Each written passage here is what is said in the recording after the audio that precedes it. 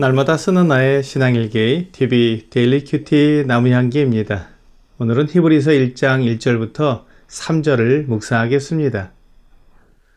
옛적의 선지자들을 통하여 여러 부분과 여러 모양으로 우리 조상들에게 말씀하신 하나님이 이 모든 날 마지막에는 아들을 통하여 우리에게 말씀하셨으니 이 아들을 만유의 상속자로 세우시고 또 그로 말미암아 모든 세계를 지으셨느니라. 이는 하나님의 영광의 광채시요 그 본체의 형상이시라. 그의 능력의 말씀으로 만물을 붙드시며 죄를 정결하게 하는 일을 하시고 높은 곳에 계신 지극히 크신 이의 우편에 앉으셨느니라. 히브리서는 예수 그리스도를 믿는 유대 그리스도인들에게 굳건한 신앙을 권면하기 위해 기록되었습니다. 당시에는 로마 정부로부터 많은 박해가 있었고 죽임을 당하기도 했었습니다. 이런 이유로 인해 몇몇 유대 그리스도인들은 기독교 신앙을 포기하고 유대교로 다시 돌아가려는 유혹을 받았습니다. 사실 그들은 기독교에서 유대교로 돌아가는 것을 신앙을 부인하는 배교 행위라고 생각하지 못했습니다. 이런 이유로 히브리서를 기록한 기자는 유대교에서 중요하게 여기는 선지자, 천사, 모세, 아론 등과 같은 사람들과 예수 그리스도를 비교하면서 그리스도께서 그들보다 훨씬 뛰어나시며 그리스도의 구원은 영원한 구원임을 가르쳐주고 있습니다. 오늘 본문은 하나님께서 사람들에게 말씀하시는 것을 보여주고 있습니다. 하나님은 사람들이 하나님의 뜻을 알기 원하십니다. 하나님은 사람들에 대한 계획을 가지고 계십니다. 사람들이 그 계획을 알고 하나님의 사랑을 받아들이며 하나님과 함께 영원히 살기를 원하십니다. 사람들이 하나님을 오해하고 또한 하나님의 사랑을 오해해서 하나님을 순종하지 않고 하나님을 떠난 것을 아시고 사람들에게 하나님의 마음과 뜻을 알게 하시려고 하나님께서 여러 방법을 통해 말씀해 주시고 있습니다. 오늘 본문은 그 첫 번째 방법으로 선지자들을 통해 말씀하신 것을 보여주고 있습니다. 하나님은 구약 성경의 대부분을 여러 선지자를 통해 기록하셨습니다. 그들이 직접 말하기도 하고 또한 기록하여 누구든지 하나님의 뜻을 알 수 있도록 하셨습니다.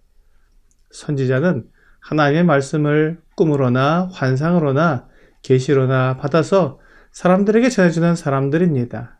민수기 12장 6절은 이르시되 내 말을 들으라. 너희 중에 선지자가 있으면 나 여호와가 환상으로 나를 그에게 알리기도 하고 꿈으로 그와 말하기도 하거니와 라고 말씀하고 있습니다.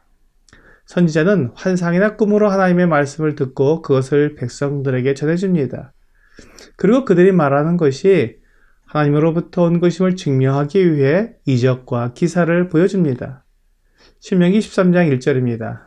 너희 중에 선지자나 꿈꾸는 자가 일어나서 이적과 기사를 내게 보이고 라고 말씀하고 있습니다.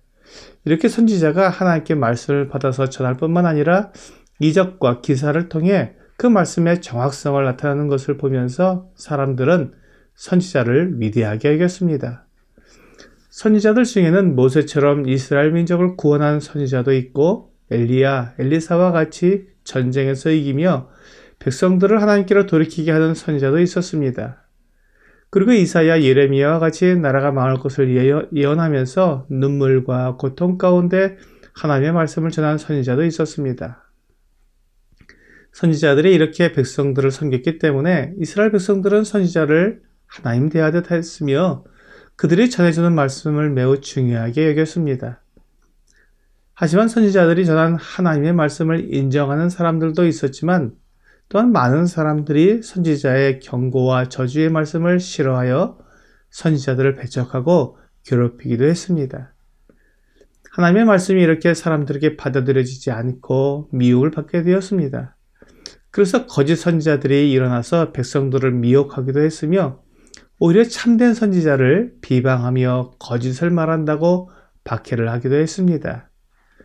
주 예수님은 마태복음 21장 33절부터 41절에서 이에 대한 비유를 말씀하고 있습니다. 33절부터 35절입니다. 다른 한 비유를 들으라. 한 집 주인이 포도원을 만들어 산 울타리로 두르고 거기에 즙자는 틀을 만들고 망대를 짓고 농부들에게 쇠로 주고 타국에 갔더니 열매 거둘 때가 가까움에 그 열매를 받으려고 자기 종들을 농부에게 보내니 농부들이 종들을 잡아 하나는 심히 때리고 하나는 죽이고 하나는 돌로 쳤거늘 이라고 말씀하셨습니다. 이스라엘 나라를 세우시고 그 백성들을 다스리도록 왕과 제사장과 지도자들을 세운 후에 선지자들을 보내어 하나님을 섬기라고 하자 그들을 잡아 때리고 죽이고 돌로 친 것입니다. 그리고 그 후에 더 많은 종을 보냈지만 그들도 똑같이 박해했습니다. 그래서 37절에 후에 자기 아들을 보내며 이르되 그들이 내 아들은 존대하리라 하였더니 라고 말씀하셨습니다. 선지자들을 보내고 또 보내도 그들이 하나님께로 돌아오지 않았던 것입니다. 그래서 하나님께서 이번에는 종들이 아니라 아들을 보내기로 작정을 하셨습니다. 아들은 공경하리라고 생각하신 것입니다. 선지자들의 말이 아니라 하나님의 아들이 오셔서 우리에게 말씀을 전해주신다면 그 말씀을 믿고 하나님의 뜻을 받아들일 것을 기대하신 것입니다. 오늘 본문이 그것을 우리에게 말씀해주고 있습니다. 옛적에 선지자들을 통하여 여러 부분과 여러 모양으로 우리 조상들에게 말씀하신 하나님이 이 모든 날 마지막에는 아들을 통하여 우리에게 말씀하셨으니 이 아들을 만유의 상속제로 세우시고 또 그런 말미암아 모든 세계를 지었느니라. 선지자가 아니라 하나님의 아들을 통해 말씀해 주셨는데 그 아들이 누구신지 설명해 주고 있습니다. 그 아들은 만유의 상속자여 모든 세계를 지으신 분이십니다. 그렇다면 사람들은 하나님의 아들의 말씀을 함부로 여길 수 없고 또한 그 말씀에 순종할 수밖에 없다는 것을 알게 됩니다. 지금 기독교에서 유대교로 돌아가려고 하는 사람들은 그들이 하나님의 아들이 전해준 말씀을 버리고 선지자들의 말을 더 중요하게 여기려고 하는 어리석은 결정을 하고 있다는 것을 알아야 했습니다. 아들은 만유의 상속자이지만 선지자는 종에 불과합니다.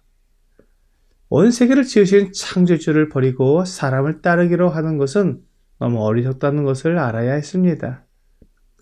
만일 이것을 알면서도 그렇게 유대교로 돌아간다면 그들은 하나님을 버리고 참된 신앙을 버리는 배교자라는 것을 분명히 알아야 했습니다. 그래서 하나님의 아들은 하나님의 영광의 광채시요 본체의 형상이라고 말하는 것입니다. 뿐만 아니라 그분의 능력의 말씀은 만물을 붙드시고 있고 또 우리의 죄를 정결하게 하셨습니다. 오늘의 적용 질문을 보겠습니다. 하나님께서 아들을 통해 하신 말씀을 나는 얼마나 중요하게 여기며 순종하고 있습니까? 하나님께서 아들을 보내신 것은 아들을 통해 하시는 말씀을 들으며 순종하기를 원하셨기 때문입니다. 사람들을 위해 아들이 직접 이 세상에 오신 것은 은혜 위에 은혜입니다. 오늘 사람들의 죄를 용서해 주시고 하나님 보좌 우편에 앉으신 하나님의 아들을 바라보며 그 말씀에 순종하는 여러분과 제가 되기를 주 예수님의 이름으로 기도합니다.